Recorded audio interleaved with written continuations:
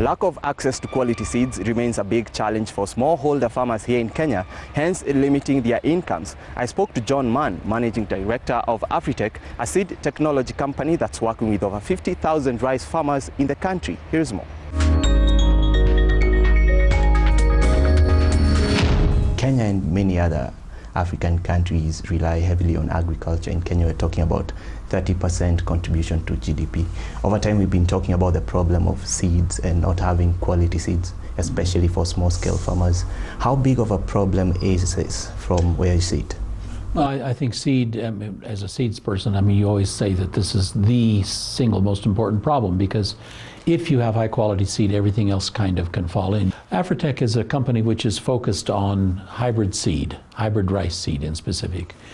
We've been doing technology development in Kenya for the last 10 years. But 2 years ago, we reached the point where it was opportune to actually take this to a business. And so we started Afritec Seeds Limited at that point. We have had 2 production seasons. The first one was a bit of a failure, to be honest, but last year we had we think the first hybrid rice production field in Africa based on products developed in Africa. How do you ensure that this new technology is adopted by farmers and at the right price when we are talking about the seeds? Well, our strategy for pricing is that we are pricing to value. So whatever increase in value we can get to the farmer, then we're going to take a percentage of that.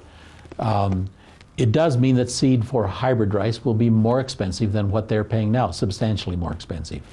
But we look at the value creation rather than at the cost. So what we propose is that the farmers will have a net return of something like 200% over their investment in seed. So at least that. So this is how we will price to value. We do know that many small farmers will require assistance in purchase. So we really think that many will require post-harvest payment. And so we're setting up systems to do that so that they grow the crop. We give them the seed, they grow the crop, and then we collect after harvest for the seed. How will you ensure that they adopt this technology efficiently? Because most small-scale farmers in Kenya, and they are significant, more than 60 years and above, that's where you find most farmers. Absolutely. Most farmers. How are you going about training them? Well, to start with, if you give a farmer a hybrid rice seed, he's going to grow it the same way he does the seed he's currently growing. So there's no difference required in that technology. However, we are in fact training farmers. We're training trainers, and then these trainers are training farmers.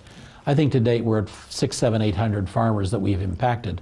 But there are improved technologies that we are trying to teach to go along with the seed.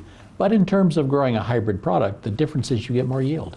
Now in 2015 you launched a project involving the small-scale rice farmers to improve their yields. What's the kind of outcome that you are expecting from this? The project was started with only in fact by the fact that UK Aid and Food Trade was willing to invest in what was in essence a greenfield project.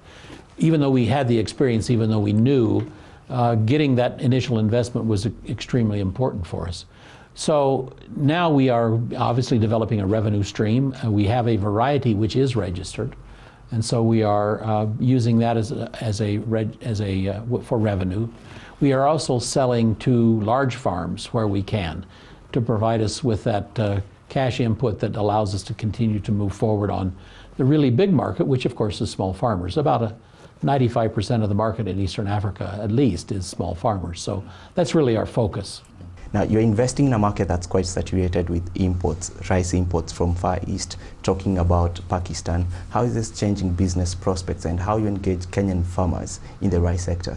That is an issue because farmers, our farmers are not as efficient as Pakistani farmers. So we have to move that curve. Yes, we're importing 80% of our rice today.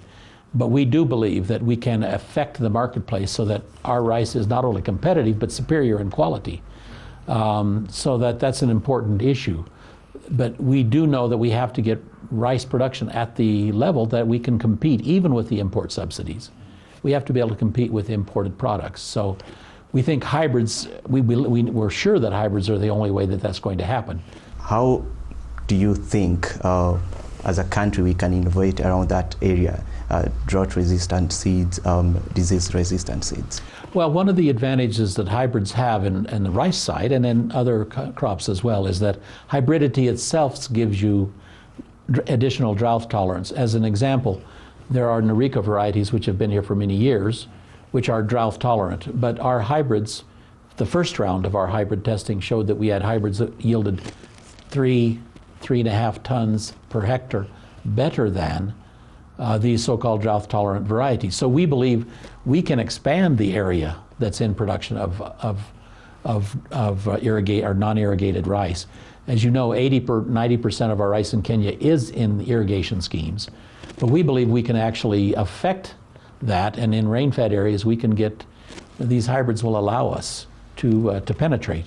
As a company, what are your business prospects in the markets that you're operating in, talking about Kenya, Tanzania, Uganda, and Mozambique? We expect to be Africa's biggest hybrid rice seed company.